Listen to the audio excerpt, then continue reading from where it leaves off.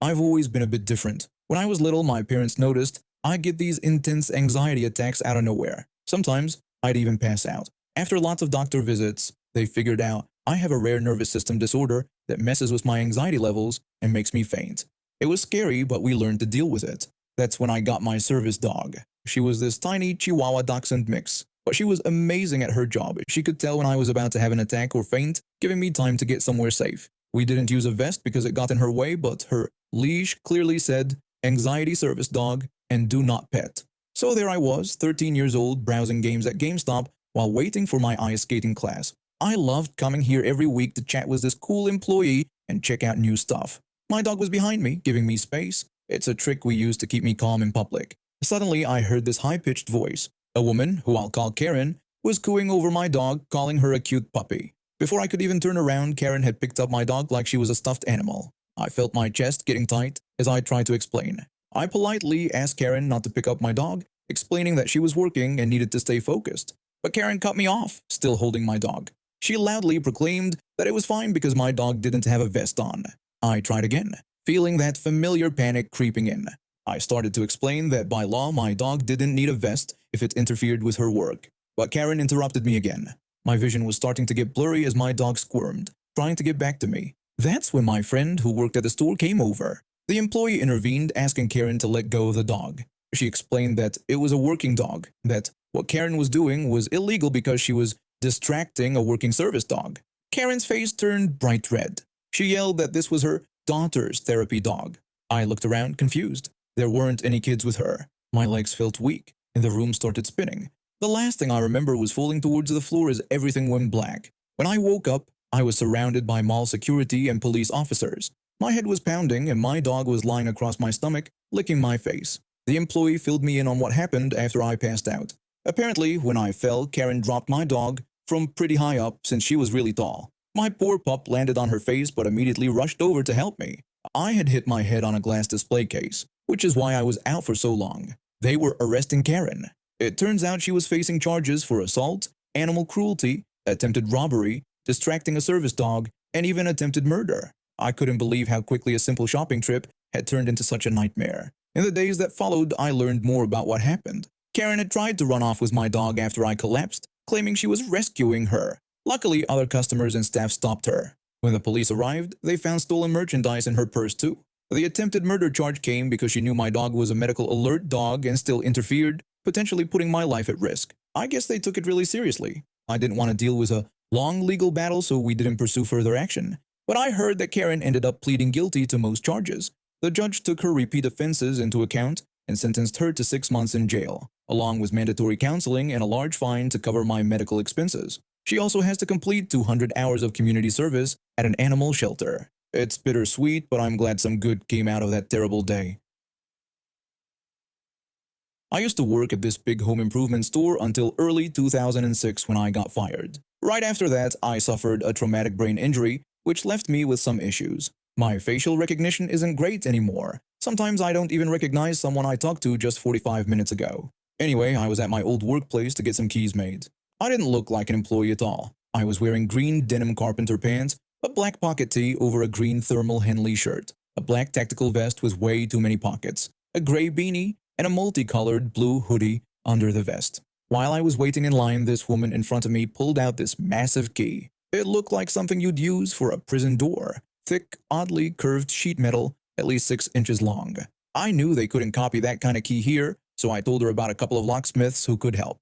She thanked me and left. The next customer wanted 15 copies of 10 different keys. The poor guy working there had to get a ladder to grab more blanks from overhead. He gave us all slips with our line spots and the time, saying he'd be a while. I decided to do some shopping while I waited. I needed safety pin clips for my folding workbench, so I headed to that aisle. As I was kneeling looking through drawers, I caught a whiff of beer. Suddenly, someone tapped me on the back of my head. I turned around to see this woman, probably in her 50s, with graying blonde hair and pigtails. She was wearing a knee-length dark blue pinstripe skirt with a matching vest, a white blouse with stains, and an oversized stained red bow tie. She rudely demanded that I make some keys for her.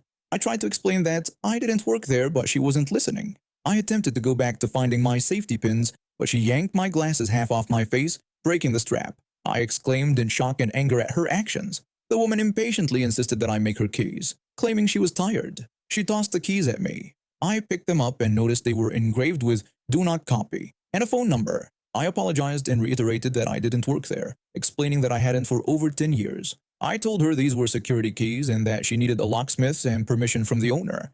The woman accused me of lying, questioning how I would know so much if I didn't work there. She had a smug grin on her face, thinking she'd caught me out. I calmly repeated that I didn't work there, addressing her as "ma'am." I tried to return the keys, but she refused to take them. The woman, angrily, told me not to call her "ma'am," and insulted my weight, calling me a fat witch. For the record, I'm a guy, just a bit on the heavy side. I pointed to the kid on the ladder getting key blanks and suggested he could help her, still addressing her as "ma'am." As I walked away to continue my shopping, I heard her yelling at the poor guy, accusing me of refusing to help her and repeating the insult. I felt bad for the kid, but I had other stuff to get. I was on the other side of the store when I saw this big guy in a suit waving someone over. My gut told me something was wrong. Sure enough, the woman from before appeared around the corner with a mean grin, throwing more keys at me and threatening me to make her keys, or else.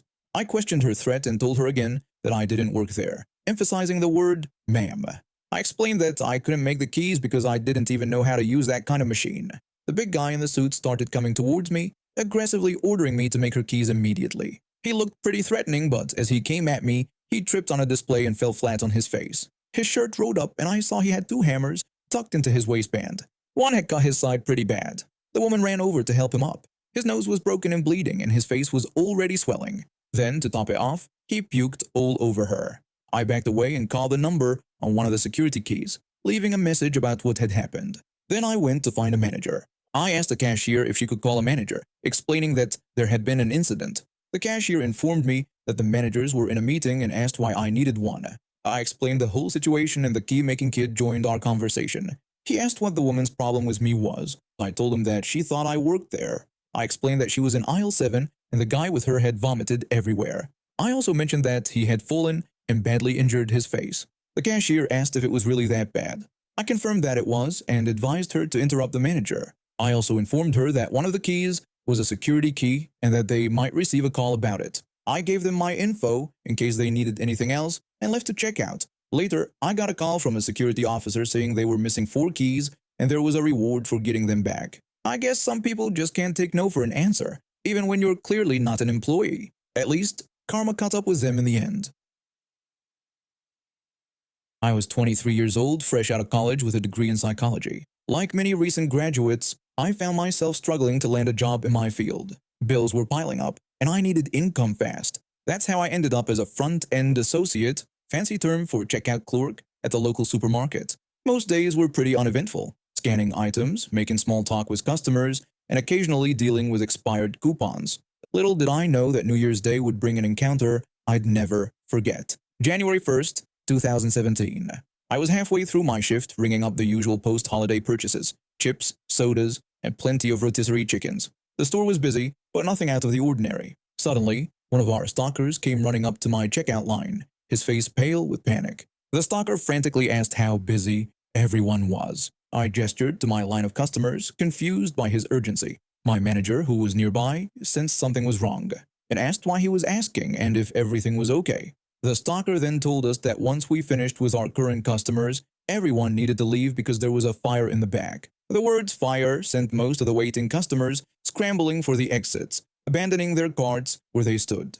Everyone, that is, except for one man. Let's call him Gerald. Gerald was next in my line and he wasn't budging. He was an elderly gentleman, probably in his late 70s or early 80s, tall and thin with thick-rimmed glasses and a tan V-neck sweater. Under normal circumstances, he'd seem harmless, but these weren't normal circumstances. I quickly finished with the customer I was helping and reached for my jacket, ready to evacuate. That's when Gerald spoke up, demanding that I not leave until I had rung up his groceries. I tried to explain to him that there was a fire and we needed to get out for our safety, pointing out where the door was and urging him to hurry. But Gerald insisted he didn't care and that he needed his items rung up immediately. Smoke was starting to fill the aisles, and this man was threatening me over 7 grocery items. I looked around for my manager, but she was nowhere in sight. Feeling trapped and not wanting to risk escalating the situation, I reluctantly started scanning his items. Gerald thanked me condescendingly, asking if it was really that hard. His tone made my blood boil, but I bit my tongue and focused on finishing as quickly as possible. Just as I was bagging the last item, My manager reappeared. I desperately called to my manager for help, explaining that this customer wouldn't let me leave. My manager was shocked, asking me to clarify what I meant and if I had told him about the fire. When I confirmed that he knew but didn't care, my manager was astounded. My manager then ordered me to go outside with everyone else and wait for the firefighters, saying she would handle the situation. I grabbed my things and headed for the exit, but I could still hear the argument unfolding behind me. Gerald was demanding to know where I was going, insisting that I needed to finish. My manager was yelling at him about the fire, emphasizing the word fire loudly and repeatedly. Gerald still insisted on paying, to which my manager, exasperated, told him he could have the items for free if he would just leave. Gerald, unbelievably, complained about terrible customer service and declared he would never return. I joined my co-workers in the parking lot, still shocked over what had just happened. When they asked why I was late getting out, I told them the story. My manager came out shortly after and confirmed every ridiculous detail. As we waited for the all clear, we learned more about the fire. Apparently, some rotisserie chickens hadn't been stored properly and started to thaw. The chicken juice leaked through the floor tiles and caused an electrical fire. It was mostly contained, but the smell had attracted a flock of turkey buzzards to the trees nearby. Looking at those birds circling overhead, I called out to my co-workers, pointing out that the birds could smell the chickens. Soon, we were all laughing hysterically. We were able to return to work once the fire was put out. Our first task? Putting back all the abandoned carts full of food. And true to his word, we never saw Gerald again. I'm a flight attendant. Been doing this job for about 5 years now. I love it most days. Meeting new people, seeing different places. But this day made me question my career choices. When I got assigned to this flight last minute, my colleague had called in sick, so I had to fill in. I was tired from a red-eye the night before, but duty called. Little did I know what I was in for. We were about 2 hours into the flight when all hell broke loose. This woman, let's call her Karen, started causing a scene in first class. I approached Karen and asked if everything was all right. She responded angrily, saying that everything was not all right and that her seat was unacceptable. To my shock, she demanded to sit in the cockpit. I calmly explained to Karen that it wasn't possible for her to sit in the cockpit as it was off-limits to passengers. Karen's response left me dumbfounded. She asked if I knew who she was and claimed she had taken a flying lesson before, insisting she had every right to be in the cockpit. This woman thought she could sit in the cockpit because she took one flying lesson? It was absurd. I tried to reason with Karen, explaining that I understood she was upset, but the cockpit was strictly for the flight crew due to safety regulations. Karen scoffed at the mention of safety regulations, declaring them ridiculous. She boasted that she was probably more qualified than the pilots and demanded to speak to the captain. At this point, other passengers were starting to take notice. Some looked annoyed, others amused, but Karen wasn't done. She stood up and started addressing the entire cabin. Karen began ranting to everyone on the plane. She accused us flight attendants of holding the passengers hostage and refusing to let a qualified pilot like her into the cockpit. She actually tried to rally the other passengers to take over the flight. A couple of passengers spoke up, telling Karen to sit down and stop being ridiculous. Another passenger complained that they were trying to sleep, but Karen wasn't deterred. She started marching towards the front of the plane, clearly heading for the cockpit. My colleagues and I tried to block her path. I instructed Karen to return to her seat immediately. She refused, yelling that she was going to take control of the plane and ordering us to get out of her way. She actually tried to shove past us. That's when things got really crazy. Karen made a break for it, running down the aisle. She reached the cockpit door and started pounding on it, shouting that she was a real pilot and demanding to be let in. We rushed to restrain her, but she was surprisingly strong.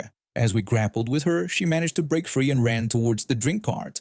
Karen then declared that if we wouldn't let her fly the plane, she would hijack the snacks instead. It would have been funny if it wasn't so insane. She grabbed a handful of mini liquor bottles and started waving them around like weapons.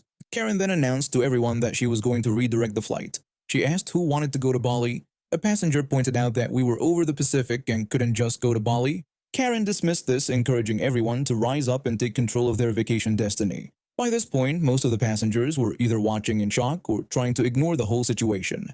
A few were filming it on their phones, probably for some viral video later. We knew we had to end this before it got even more out of hand. My colleagues signaled to me, and we put our emergency training into action.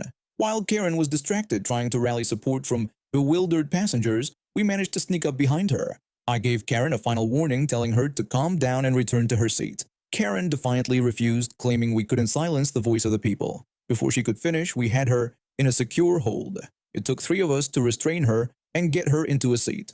We used zip ties to secure her hands, something I never thought I'd have to do on a commercial flight. When we finally landed in Tokyo, the police were waiting and they escorted Karen off the plane. She got banned from our airline for life and faced some serious legal charges.